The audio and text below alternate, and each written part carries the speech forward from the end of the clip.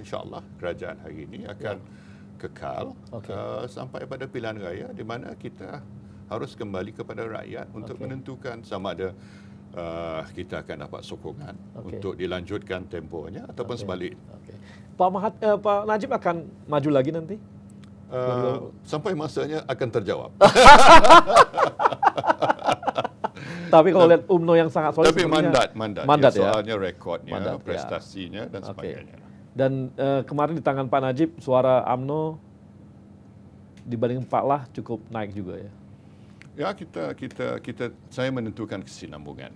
Masing-masing pemimpin, tetap pemimpin ada gayanya tersendiri. Pak Lah ada gayanya, saya pun ada gayanya. Tapi yang penting sekali ialah ada kemajuan. Ya.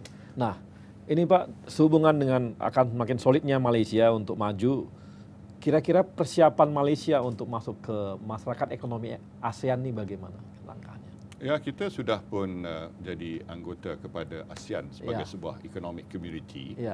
Dan bila tarifnya sudah dimansuhkan, hampir boleh katakan 86% ya, secara keseluruhannya. Berarti bahawa kita boleh sekarang ni menembusi pasaran ASEAN. Sebab itulah kita mesti galakkan dari segi mindset usahawan-usahawan kita supaya berfikir cara regional. Ya. Dan saya juga dalam bilateral dengan Indonesia, saya menggalakkan syarikat Malaysia untuk cari peluang di Indonesia. Dan saya mahu syarikat Indonesia cari peluang untuk melabur di Malaysia.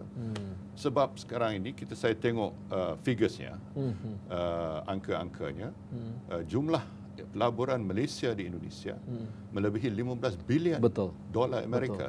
Tapi bilangan Indonesian investment di Malaysia masih kurang 1.68 bilion ya. Jadi maknanya masih terlalu gapnya masih jauh. Besar. Jadi kita mesti galakkan syarikat-syarikat Indonesia untuk melabur di Malaysia. Nah, persiapan Malaysia sendiri untuk menyiapkan misalnya skala itu tadi small enterprise tadi bagaimana Pak? Ya, untuk menghadapi masyarakat ekonomi Asia. Ya, kita mesti bangunkan keupayaan mereka untuk bersaing. Jadi kemampuan mereka untuk cari modal, untuk mencari networking, expertise, apa semua itu mestilah proses ini, bantuan ini mestilah kita lakukan secara tersusun, sistematik. Ini kita lakukan melalui SME Corp, melalui dana-dana lain yang kita tentukan. Jadi banyak bantuan untuk banyak. Sangat banyak. Dan saya koordinat, saya selaraskan sebab platformnya small and medium enterprise development di Malaysia saya fungsikan. Dan ini akan masuk ke Indonesia juga. Kalau Indonesia kira-kira investasi apa lagi yang bakal masuk dari Malaysia, Pak? Kita mungkin bidang plantation sudah maksimum. Sudah maksimum.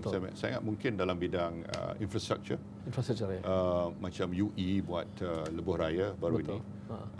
Pelabuhan downstream ya, kalau tak boleh masuk hiliran ya, kita bawa downstream, bukan upstream lagi tapi downstream. Dalam plantation banyak lagi sebab kita mesti ada value add ya. Saya terima kasih dengan Pak Jokowi sebab kita dah berjaya menubuhkan CIPOC, the Council for Palm Oil Producing Countries. Dan sejak CIPOC ni yang diterajui bersama oleh Malaysia dan Indonesia dalam masa yang begitu pantas, harga sawit sudah naik RM500-600 satu tan. Jadi maknanya bila Malaysia Indonesia bersatu bekerjasama dengan erat, kejayaannya lah kejayaan yang boleh kita kongsi bersama.